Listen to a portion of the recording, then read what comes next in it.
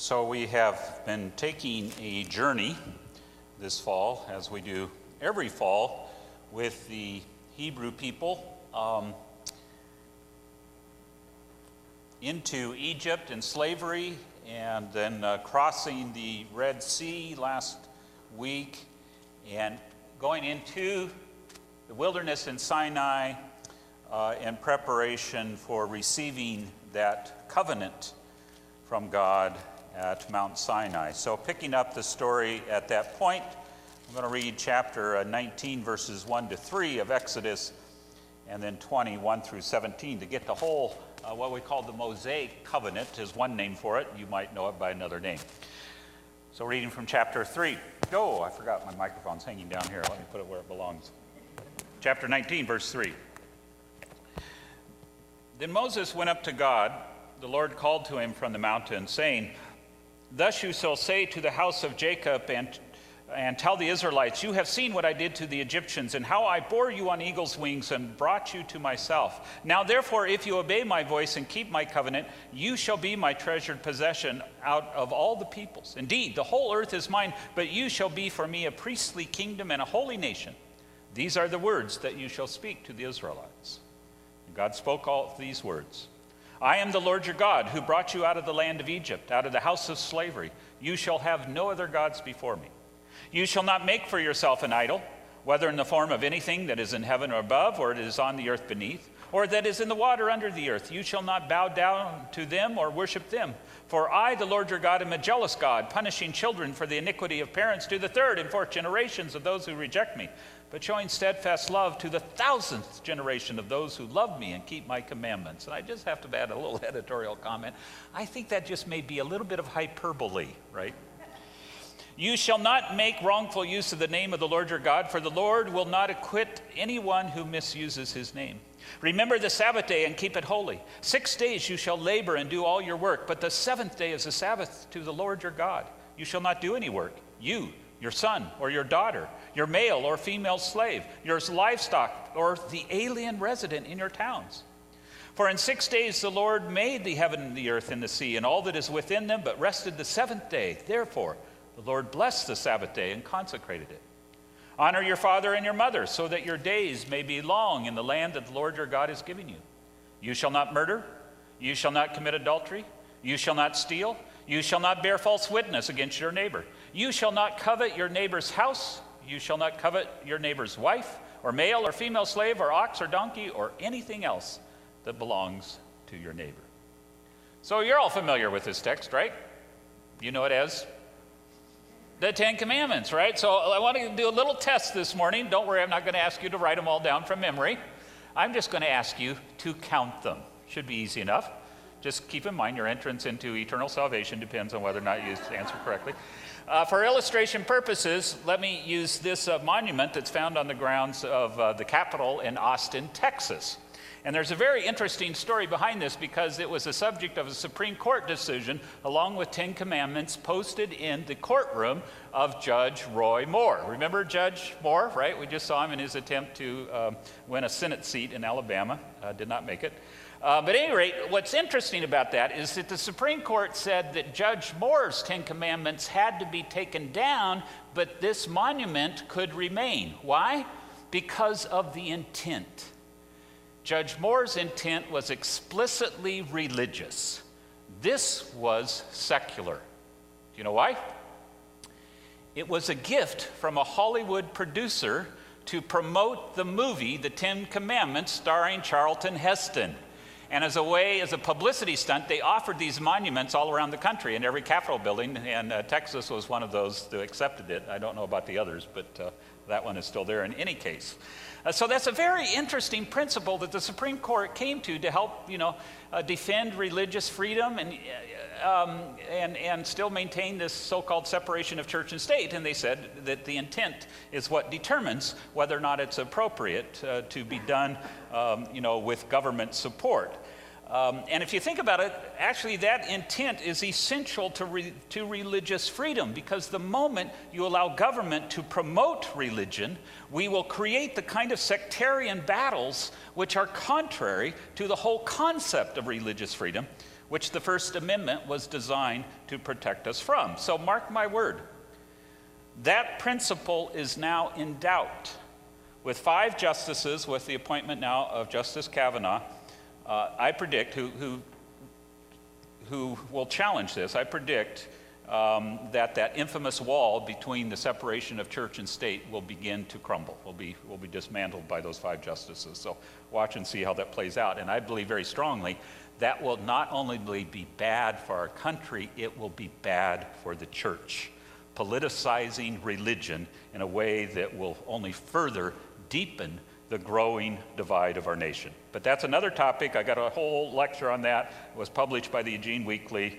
If you didn't see it at the time, ask me, I'd be glad to give you a copy. So let's take another look then at these commandments that many, not just Judge Moore, consider to be the very basis of our legal system.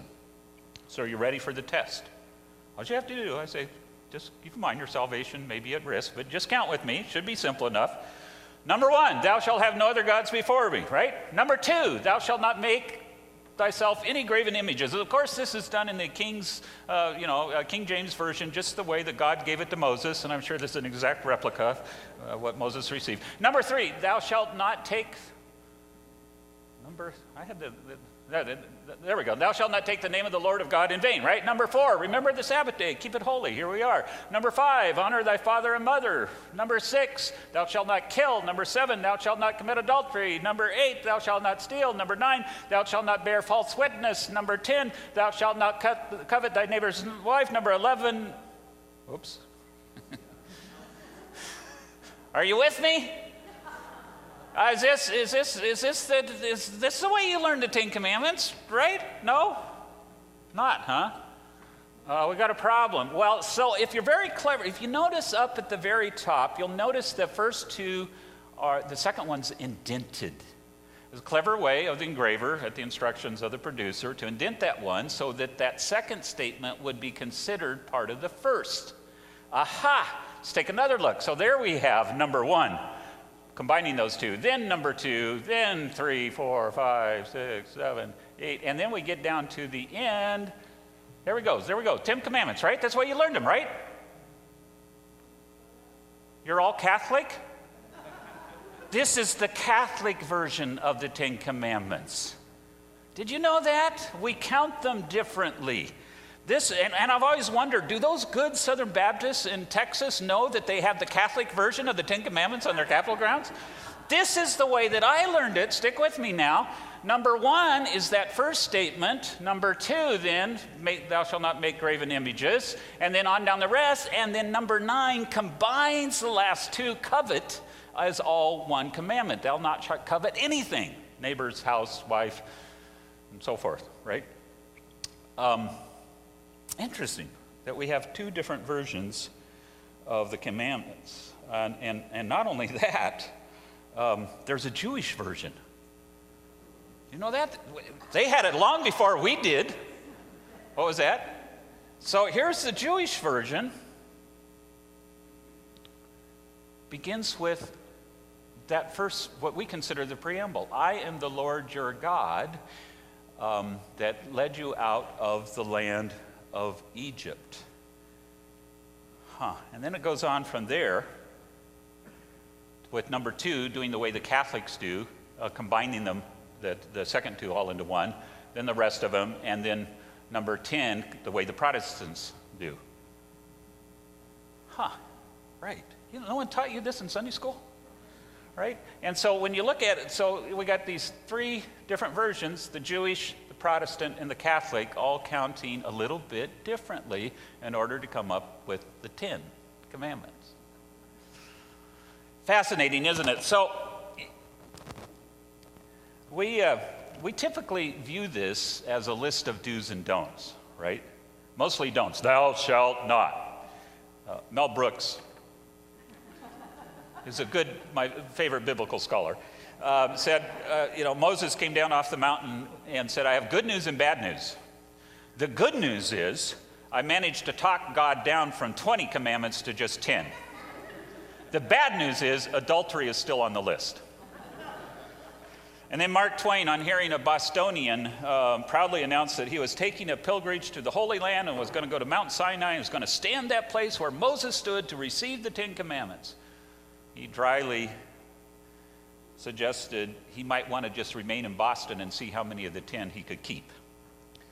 See, when we view the Ten Commandments as just a list, right, to keep score, we miss the point of them, that these are not rules to live by.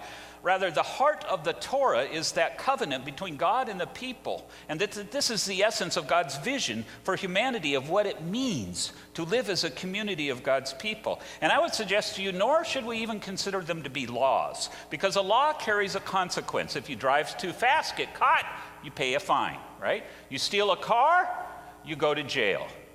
You defraud the government of millions of dollars in taxes you owe, well, maybe that's not such a good suggestion right now. What is interesting, though, is in these Ten Commandments, except with that second one or the second half of the first one, depending on how you count about idols, there's no consequence, right? And the reason is simply because these are not laws, they are expectations. If you are going to be a part of this covenant, or if you are going to share as part of God's people, right, this is your end of the bargain. So what's God's end of the bargain? And that's the part that we Christians typically forget, which is the point of in the Jewish tradition of considering that first one, the very first commandment. I am your God, the one who led you out of the land of Egypt, out of slavery. In other words, the law begins with grace. Grace always precedes law.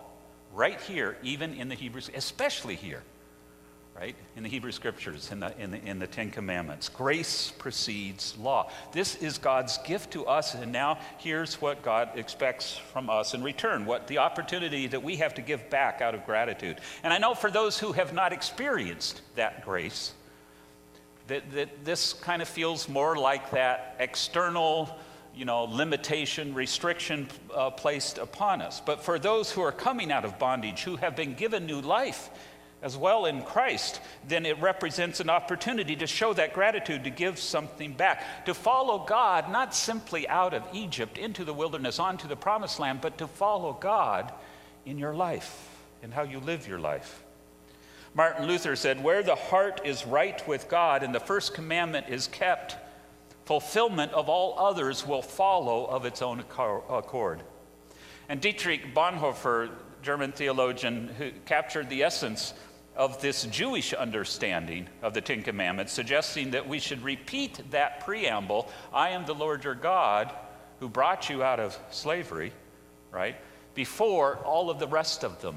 I am the Lord your God who brought you out of bondage, therefore have no other gods before me. I am the Lord your God who brought you out of slavery, therefore honor the Sabbath. I am the Lord your God who brought you out of bondage, therefore do not steal, do not murder, and so on and so forth, right? So note then also the sequence that follows. Boo! The boss spot. The sequence that follows. I'm listening, God. Yes. That goes from God to family to others, right? Steal, murder, then to self. This whole notion of covet, it's not about their stuff, it's about the spirit of covenantness that I may have. And so if we just keep that principle in mind, right? God, family, other, self, then I think we get the essence of the Ten Commandments. Remember what Jesus told his followers. Go learn what the prophets said. I desire mercy, not sacrifice, steadfast love, not burnt offerings. In other words, don't get hung up on the legalities. Keep that big picture in focus, because if you spend all your time watching your step, you will never see the sky and learn how to fly. And that's not to say that we should forget the Ten Commandments, forget all the rest, but that we should never be satisfied with 10 as if that were some goal in life. I've done these 10, I've checked those off, so now I can eat, drink, and be merry, right? Remember the story of the rich young ruler who goes to Jesus and he says this, that? Yeah, I've kept all the commandments, I've done it. Anything else, Jesus? Jesus said, oh, no, that's fine. Oh, well, one thing, one little thing you might do. Go and sell all that you have and give it to the poor. Come and follow me. That's it. Right. Was he serious? Right. You know, because if he was, I'm in trouble. You're in trouble, right? And there are those that have taken that seriously. You know, St. Francis, people in religious orders who take a vow of poverty. Or is it, once again, hyperbole? Jesus making a point that it's not just those 10. Following God goes way beyond these 10. This is just the beginning. They remind us that following God has very real implications here and now for how we live our lives, how we value others versus how we value things, how we respect life, and how we interact with one another as families and community, how we stay grounded in the root of God's grace out of which this comes. So at the risk of sounding heretical, I want to update this list, asking the question, what does God expect of us? And in the process, I want to change to what we can do rather than what we cannot do, right? To phrase it in the positive. So number one, to worship God and nothing else. And especially not power and money and status, popular icons, and all of those false gods of our time. Second, to keep your image of God growing. It's okay to talk about God as the Father, right? But also to think about God as Mother, the womb of life, right? And especially in this time, to think about God as truth. Or we may speak of God as light, but how about as God as darkness? God is energy and creative spirit. There are so many names of God, many ways to think of God, to never be focused on just one, to keep that image growing. Number three, respect and value and honor those names of God, because treated correctly, they have enormous power to do good, to make the secular holy, to make every day sacred, a blessing of God. Number four, dedicate time to God every week.